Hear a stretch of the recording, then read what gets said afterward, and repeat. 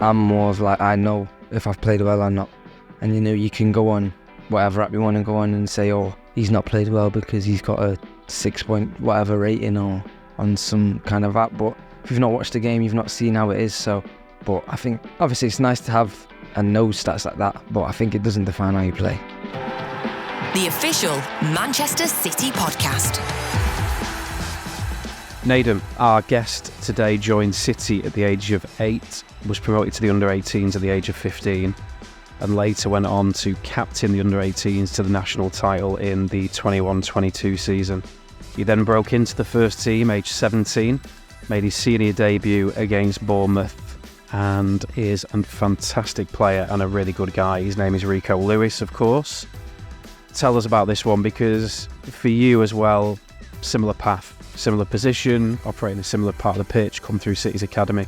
You must be excited about this. Do you know that intro as you're reading it out? Like, I wanted to do like a big round of applause. If there was a sound effect just like dub in there, it's like, yeah, that's pretty impressive. And, you talk about him joining the club at 8. It's only 10 years ago. I forget how young he is, and I think some of that's down to how well he plays, how he fits in with this group of players. But he's at the very start of his career, and he starts his first season with the Treble, and he's someone that I can see playing for many, many years. I think he's just signed a new deal as well. He's the type of person you want at the football club, people who are humble, who understand the football club, who want to get better, who want to be in this environment, who want to push themselves and push the football club to try and get to the next level again. So I'm looking forward to listening to him speak for a prolonged period, because sometimes you get it after a game, you know what I mean? But at that point, how can I not? You try and not say anything for 2 minutes, more or less. But I think we'll get a chance to see what he's like today as a person, and I get a feeling that I'm going to like it. He's been very impressive since he came into the team, not just for the level of performance, because obviously he's very technically astute, etc., but also this intelligence which Pep keeps calling out, and something I want to ask him about today is this. Pep is constantly talking about how he is someone who understands and retains information. That's a bit of a killer weapon I think Rico has got, hasn't it? Yeah, I think it certainly can be. I remember many years ago, to talk about when I was in the academy, I think it was either Paul Power or Frankie Vaughan said, I will give you information, and the ones who take it on board the first time will likely play at the highest level. If I have to give it to you twice, you're likely going to be in the second tier, 3 times, third tier, 4th time, and so on. It's very simplistic. But the more I played, the more I realised that not everyone's good at taking the information and understanding what's going on. I think there's a reason why some of the best years that people have as players are when they're in their late 20s, early 30s. And it's because they understand the game. They can take on that information, understand the why, know why they're doing it, know why this will cause this and that will cause that. It's not to say you will definitely be successful. We can see it clearly. So I think when someone has that sort of asset in their armoury from such a young age, that's unbelievable, because most people might never get that throughout their entire careers. But for Rico, it's instinctive. He gets it, he knows it, he gets information, he takes it on board really well. And as an 18-year-old, shouldn't fit in with one of the greatest teams in the history of football. Yet still he did, and was a big part of it. Yeah, it's been an incredible story, a rapid rise, and we're going to try and get to the bottom of some of it now. And it goes towards Rico Lewis.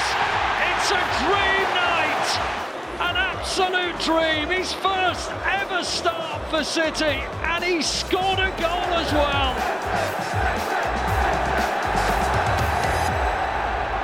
Rico, thank you for joining us on the official Manchester City podcast. I wanted to start at the beginning for you. Well, how did your interest in football begin, and when did you start playing? It first started when, obviously, my dad owns a gym. I'd always be at the gym with him, and then we got a ball in there, just kicking at a wall and stuff like that, from 2 years old, 3 years old. And then, obviously, my dad's seen it, my mum's seen it, and they were like, well, let's just get him in a team instead of just playing football in a gym. And then joined a team, my local team in Prestwich. And, since then, just getting scouted first for Bolton and stuff like that, and then for City. Made that sound really effortless there, actually. No, I'm realising as well, looking at it, when he says the start, it's not that long ago.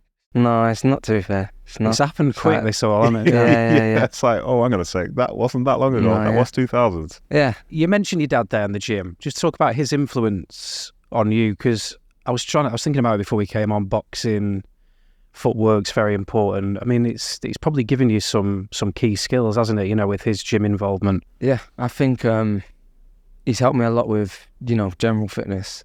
Just being in the off season, you're working with him, but you know, like balance, you know, footwork, discipline, stuff like that. And I think something you can't get from just training football. Like there's different types of fitness training, and you know, different sports. Just like tennis, there'll be different kinds of training that you'll have to do and stuff like that. No, he's helped me a lot, and he's never told me to do one thing, told me to do football, told me to do boxing. He's always pretty much sat on the fence and just gone with whatever I wanted to go with. Which Sunday League team did you play for? Prestwich Pythons. Well, they were just called, at the time I joined when I was 4 or 5, and they didn't have a team. It wasn't like a team yet, we weren't old enough. Okay. So I was playing with a year above, and then once that year had a team, I went back down, and they were called Prestwich Pythons.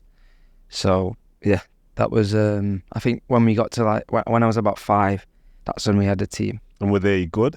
No, yeah, we were quite good, to be fair. Obviously, there was a lot of popular teams in the centre of Manchester, but like in terms of on the outskirts, we won quite a lot of games. We back then I was playing midfield, so yeah, we scored a lot of goals and stuff. And obviously, a lot of my friends that was there, I still know them now. I still speak to them every so often. Is that when I can do? Is that Balco Vale? Was that near you, or did they not exist anymore? Nah, they weren't near us. But trying to think of a team that was in it. So a player that I used to play with that came here was Luca Thomas.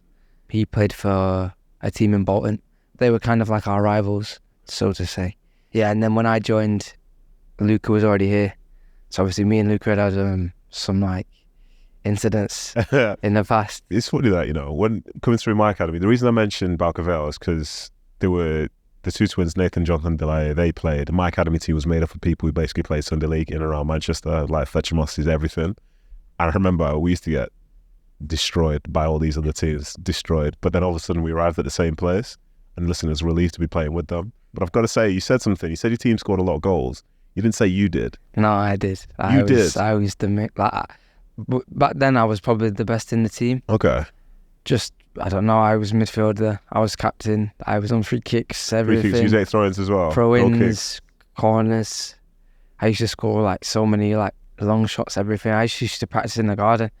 And then when I came to City, obviously, maybe the level was just different, because when I came to City, I was not midfielder at all. Straight away put in full back. Really? From basically the off, because the difference between, even at young age at 7, between Sunday League and being in the academy, I felt so out of depth, you know. Massive jump for you. Yeah. And massively, like, because we used to just do loads of technical little things, just footwork and stuff, and I couldn't do it at first. Well, obviously you get it once you've done it a few times, but, you know, it was so different. Basically going from being like the main person in the team to being probably the lowest, one of the lower ones. But no. That's probably a good part of your development, though, in a way, isn't it? Yeah. Yeah. So the fact that you played in midfield there, because we saw you play pre-season in a pretty high midfield position, and you were the best player on the pitch. Phil Foden came up to us afterwards and was like raving about your performance. Is that why it's been easy, do you think, for you doing the hybrid role and then in pre-season playing a bit further up? You've kind of played there before, haven't you? Yeah, I think even in like all the way through, I've not only played full-back, you know, like under 11s, I've played centre-back, like left-back a lot of times.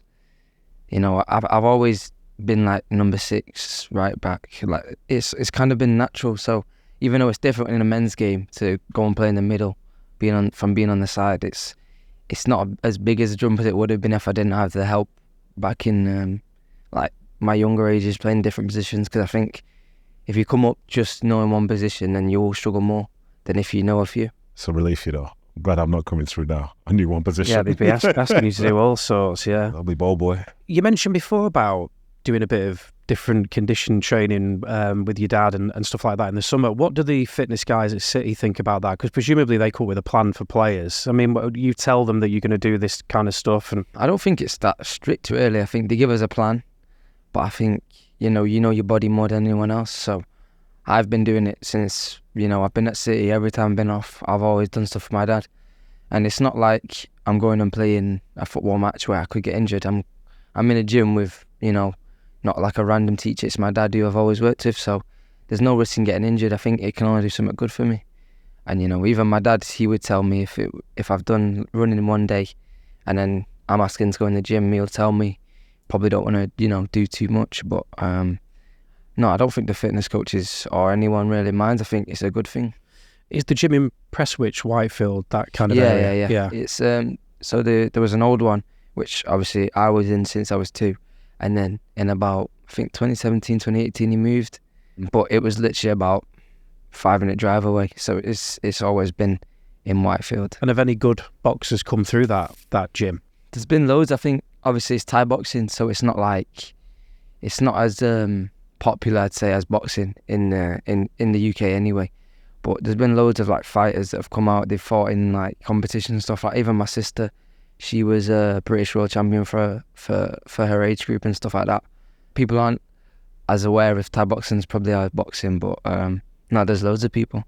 I wanted to talk about, I mean, we touched on it a minute ago, the rapid progression. I mean, a key moment felt like when you were invited on tour of the US last summer, and then you got a chance to play against Bayern Munich, and you took a couple of players on, hit the post, and my perception was from that moment, Pep was just like, right, this kid's got something. Did that feel like a big moment for you, like a sliding doors moment? You got, a change your career almost? Yeah, I think definitely. I think, I'm a big believer in, what's meant to be is meant to be. Like, whatever happens, there's nothing you can do about it. It's meant to happen. And like, I think back to that game and there's no, I don't know why I even started dribbling. Like, I think when I came on, he just told me to do everything simple, just pass the ball, And in my head, I was like, sometimes you want to come on, but you're young and you don't want to mess up, so you're kind of nervous. You don't really want to come on, but obviously you do. But yeah, I wasn't. It's just one of those things we get a throw in, and it's one of those things it just happened, and it's almost like because I hit the post, people were more interested. I know maybe if I scored, it would have been different, but it's meant to be. It was an amazing little moment, just beat a couple of players and hit the post. I remember I was It's your dream, that, isn't I it? was down on a pitch level because it was towards the end of the game and I'd come down, so I was like right behind, and I was like, whoa. And then from that moment, so you almost skipped the EDS year, which is very unusual, isn't it? You played some EDS matches or not? So I had a season with the 18s and captain the 18s, yeah. And then the next season I would have been 23s, but that was last season. But when I was with the 18s, I played a few games with the 23s, and obviously I played enough to get the trophy as well with the 23s in the same season. But I never really had the season with the 23s, if you know what I mean. I was going to ask you about this as well. Pep constantly talks about your like in-game intelligence, if you like, sort of like sporting intelligence. He seems to have seen something in Rico where he thinks he absorbs information, and if he tells him to do something, like he sees it in action in training straight away. Is that your kind of impression, having watched him? This guy? Yeah. It's not bad, to be fair. It's not bad. I remember, I think we'll talk about the game, but I was working for another broadcaster, need not be named, no free ads on this podcast. And it was the Leeds game in December. And after the match, everyone else wanted to talk about the Haaland scores, Grealish did this did that, whatever. But like, he was one of the most impressive players on the pitch. And when I asked Pep a question about a youngster that's come into the team, all the praise was just getting poured out for him. That was the biggest thing that he saw in that match. And I'll be honest, like I love Pep. He's one of my favourite managers of all time. If he ever spoke about me like that, I guarantee you'd never see me again, because my life would be complete. Yeah. And I thought, yeah, that's the thing, because that was going to Ellen Road. You made it look very comfortable, but that's one of the toughest grounds to go to in English football. Not easy. Yeah, and like I wanted to ask this question based on the stuff that you hear, because you're receiving praise from me, you received it from him, you receive it from others. Like, how does it make you feel when people do talk about you like that, and you're even in the room? Yeah, I think depending on the person, really. If it's like on Twitter or anything like that, I don't really listen to it. I don't really, take any notice. But if it's someone that I appreciate and someone that I see as important to me, it's like, it means more than anything, to be recognised, especially by someone like Pep, who I've watched coach for years and stuff like that. So for him to be talking about me, it's almost like it doesn't really make sense, if you know what I mean. But obviously I like it, and then it's kind of more fuel to, do better and, get more and stuff like that. In regards to how you missed that EDS year as such, do you think today, in your second full season essentially with the team, do you think they're seeing what you're like as a person, not just on the field, but off it as well? Because I think when you go from being around your peers You know, when you're around people at your own age, you act basically like you're around people your own age. But all of a sudden you're in the dressing room with people in their 30s, people who've done it for years and years. Are you settled now to the point whereby they see you, or you more so feel like you're a youngster within that space? I think it's quite difficult because obviously last season was like, I didn't know what was going to happen at the start of the season, and I was just thrown in and I was with them for the rest of it. So it was difficult to kind of fit in. Obviously, luckily I had like Cole there to and Phil, obviously, who are younger. And obviously, like, now I've got a great relationship with Cole and Phil and a lot of the players. But I think definitely now I feel more like part of the team, if you know what I mean. Obviously, I still feel like young. Like, obviously, I'm still only 18. I'm still like the youngest by far, but it just feels like I know everyone more. Everyone knows me more, you know, and it's more like natural.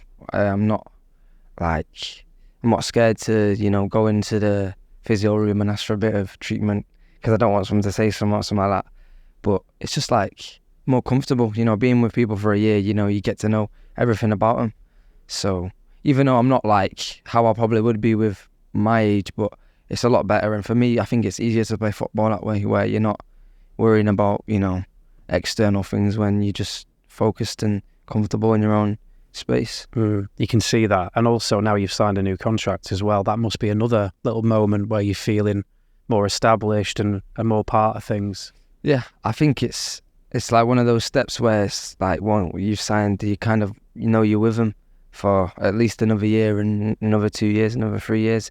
Obviously, depending on how you perform, you know, that'll decide where you actually are within the squad. But the actual moment of signing it and, you know, getting everything done, it shows that they value you, and you feel again like part of the squad.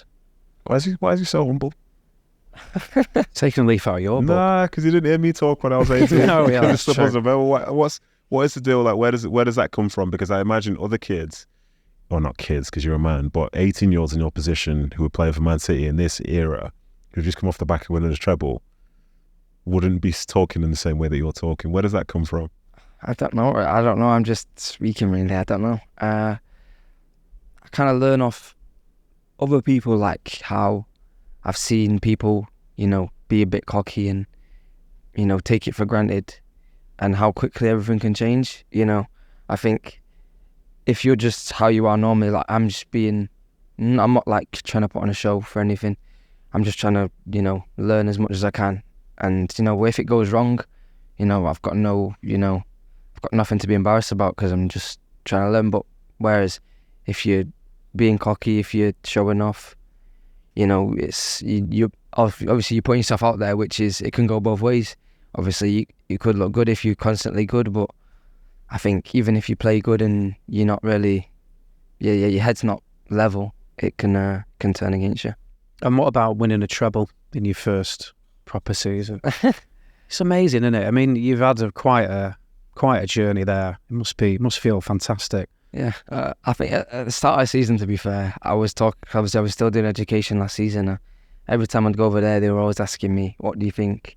Because obviously Arsenal were ahead for a lot of the season, and, you know, we started off a bit slow and there was a bit of patches everywhere, and then we're like, you know, how do you feel? Do you think you're going to... And I think from the start of the season, I thought we were going to win the treble. I told my dad, I told everyone, I think we're going to win it, but obviously it's easy to say that now because, you know... But no, you actually I did say it. I genuinely did think we would.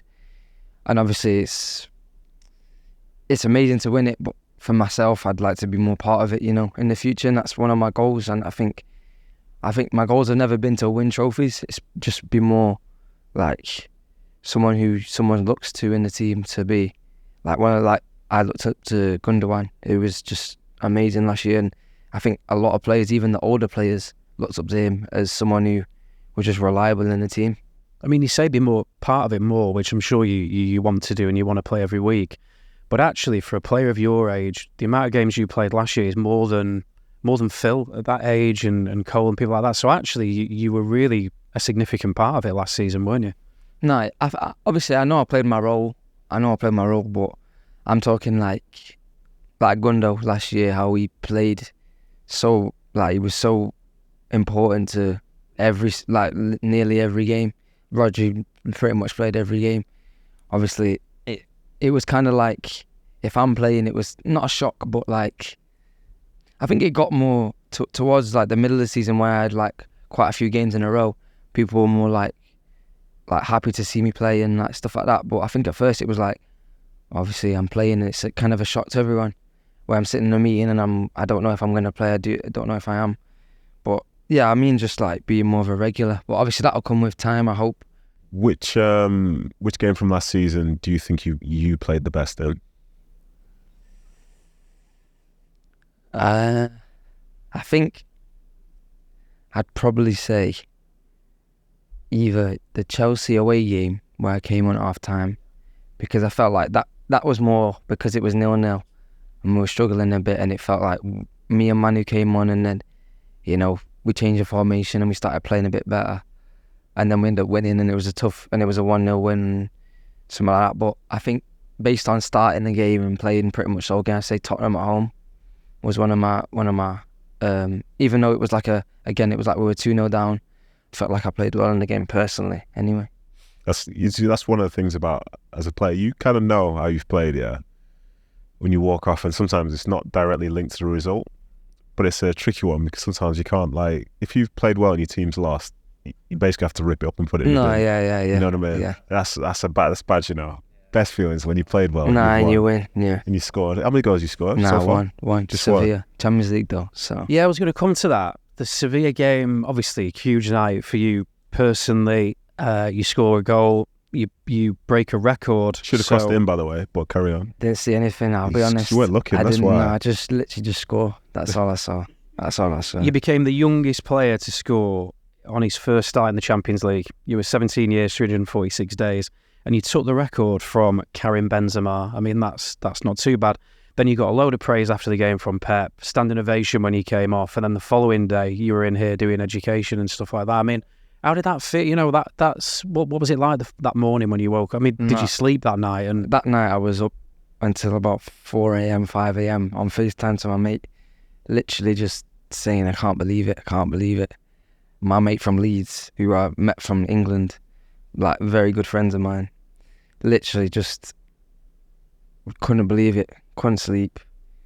And then obviously the next day it was just like, because obviously when you play your full match or like over half a match, you get what's it called, recovery day. So it's kind of like it's just a relaxed day, and it was like just taking it all in. And then obviously I had to go and do education, which was a bit annoying, but it was nice to see everyone over there as well, because everyone had something nice to say. So, but no, it was just amazing. Like that whole week was just amazing.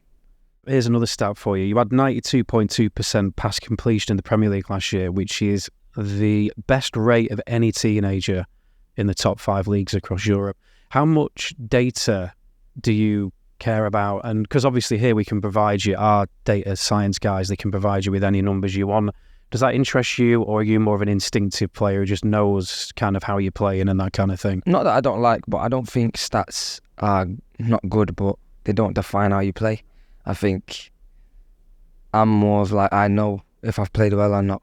And you know, you can go on whatever app you want to go on and say, oh, he's not played well because he's got a 6 point whatever rating or on some kind of app. But if you've not watched the game, you've not seen how it is. So I think with like stuff like passes and that, I think in a City team, I think everyone's passes are going to be high because, you know, we dominate the ball so much and we have to wait for the right moment. So, but I think obviously it's nice to have and know stats like that, but I think it doesn't define how you play. What do you think of that stats debate? Because they're becoming more and more a part of it, but I agree with Rico, you can't, your eyes are more important.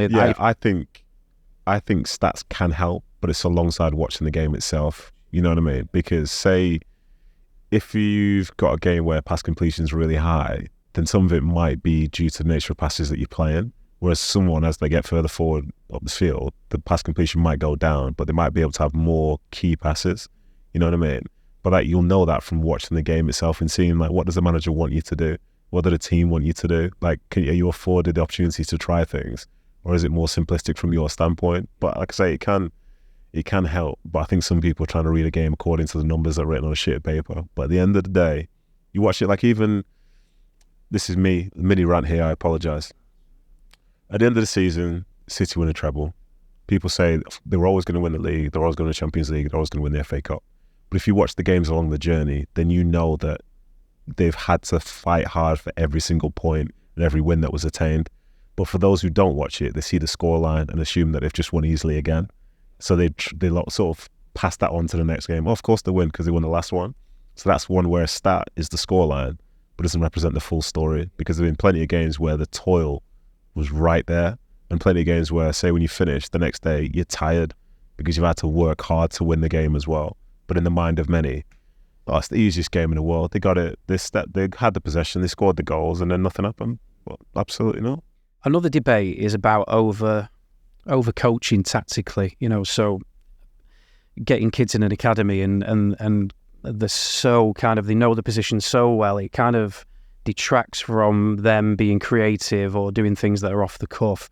We've got a player called Oscar Bob in our academy. He's actually stepping up at the moment into the first team. He's not like that. He's very free with the ball, and he's played in other academies across the. He played in Portugal and played in Norway.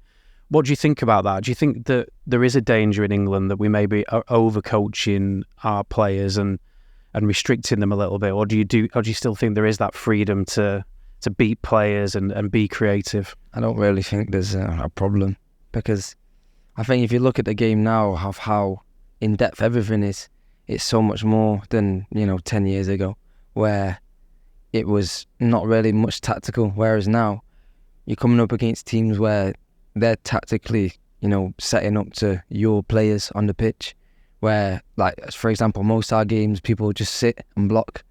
So although we need the creative, we need people that will stay in the position so it can unlock, different things. So it's relative to what's going on for what team. But I think, for example, when I joined City, it was like, it wasn't tactical, it was more just technique, everyone getting the technique right and stuff like that. And I know that the academy's changed now, where it's not like that anymore. It's more, especially young players, it's just games and stuff like that, which is good for when you're younger.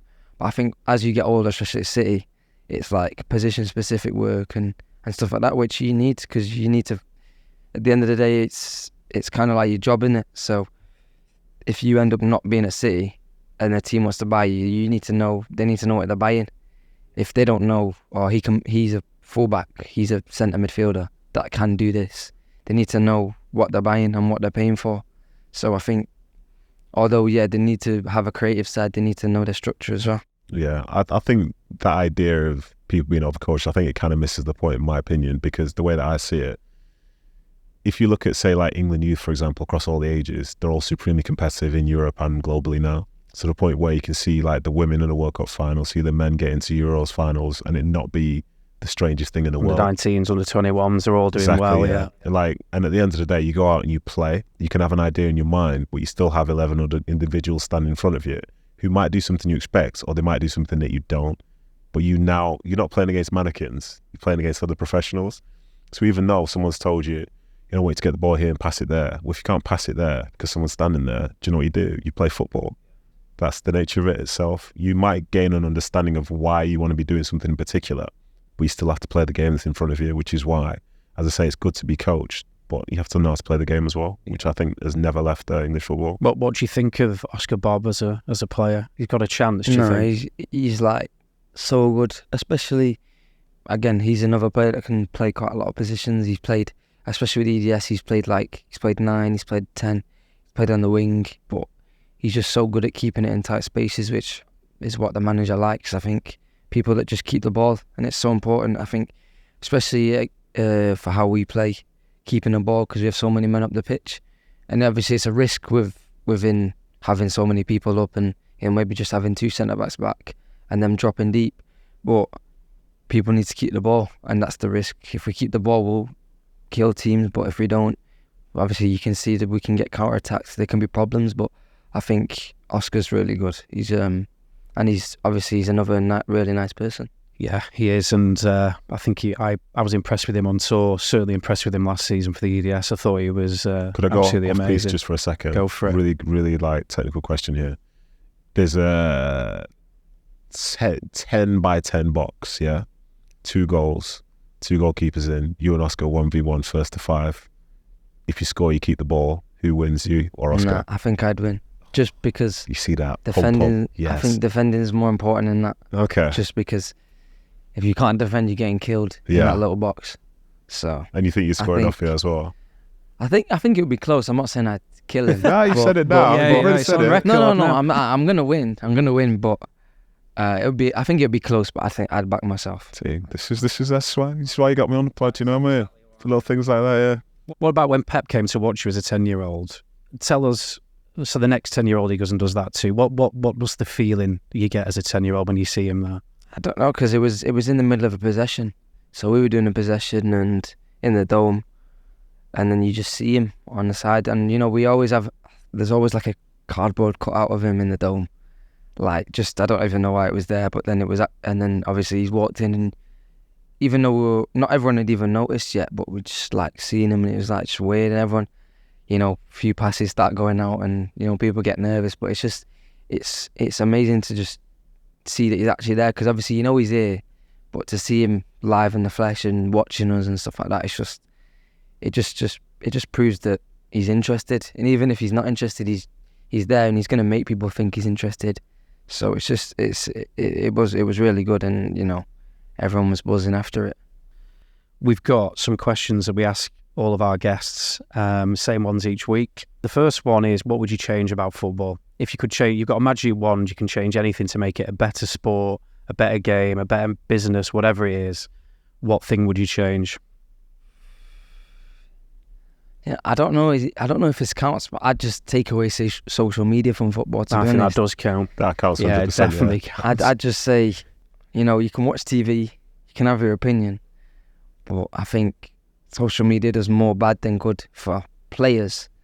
When people are just getting hurled abuse when you're not playing well, it's not going to do any well for you. It's not fair And either. it's obviously, it's not, at the end of the day, it's a job, and not many people get hurled abuse at just for doing their job. But I know it's relative, but I'd probably say that's the only thing. So do you look at comments and stuff like that, not bother? I tend to not look at comments or anything. I'll go through Instagram and go through stuff like that, but I don't have Twitter or anything like that. I don't bother with it. The next question we ask every guest is, what was the last thing that you binged? Could be Netflix, album, music, film, whatever. What was the last thing you watched or enjoyed that you really, really loved? Yeah, the Tyson Fury documentary on Instagram.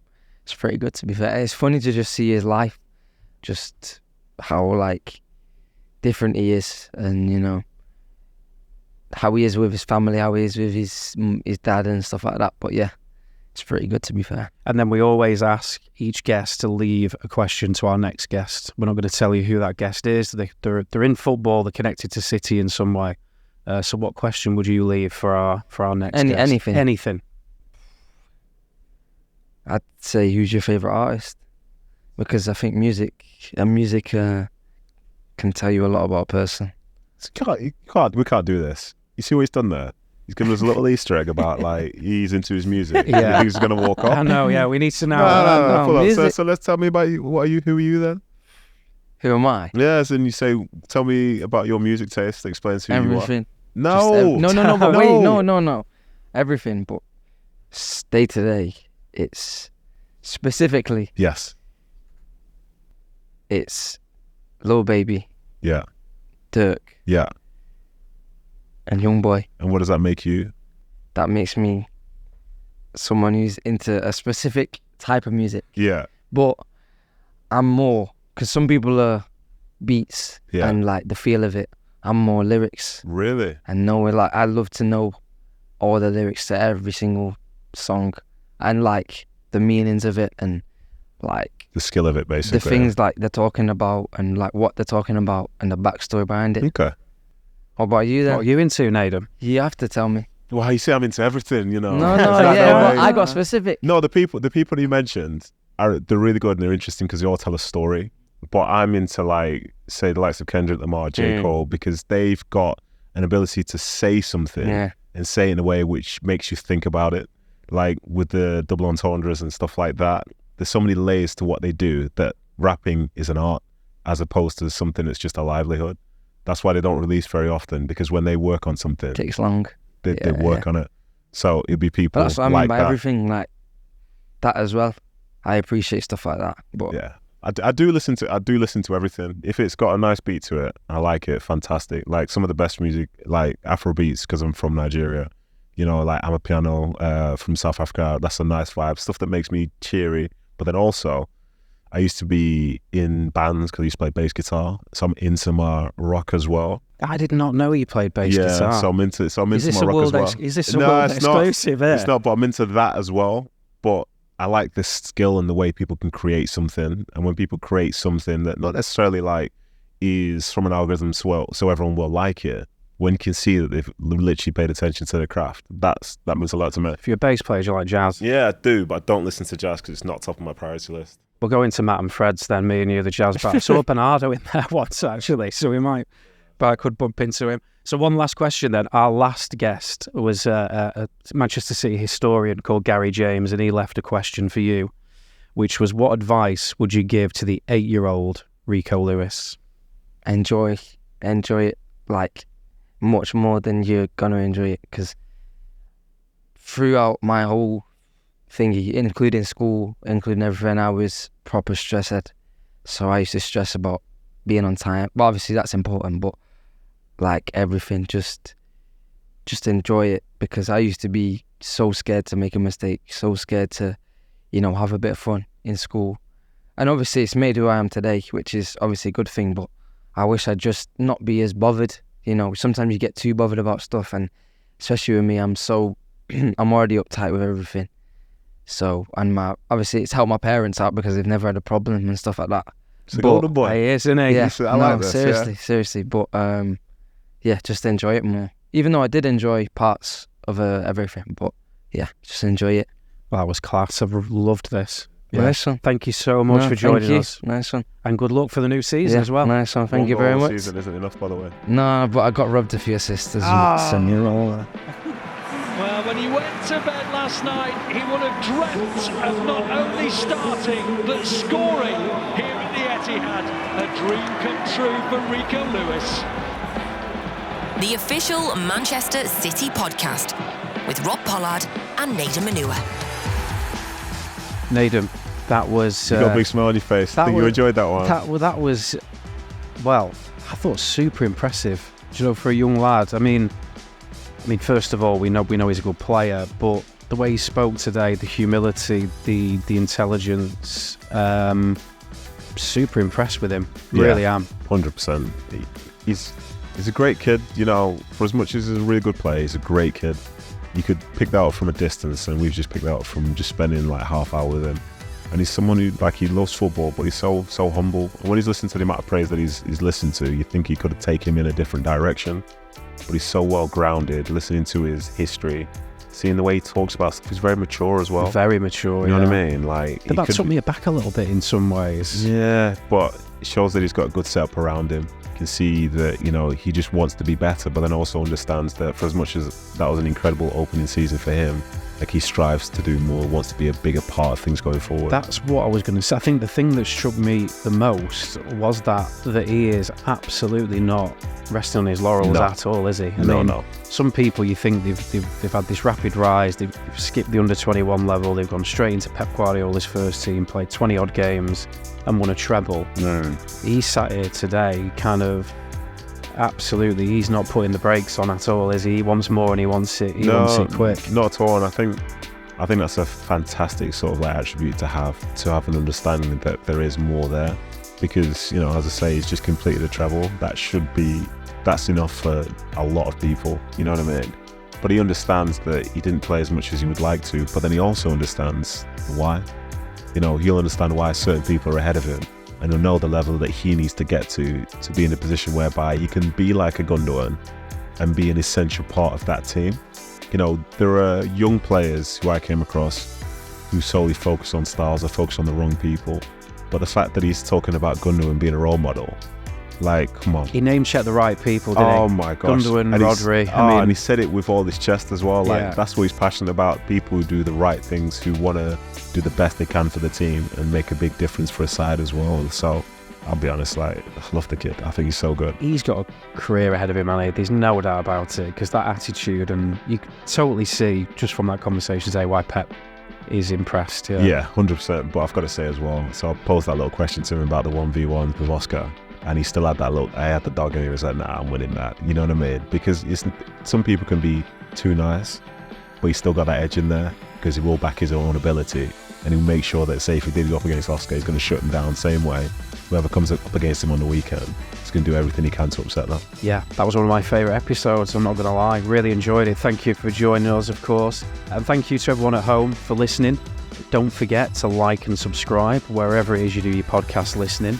As I've said in other previous episodes, if you do want to suggest any guests that we should have on, you want to ask any questions, you want to tell us things that you like, things that you don't like, please do take the opportunity to do that. So we will hopefully see you soon. The official Manchester City podcast. Watch the full video version of this show via City Plus and Recast now.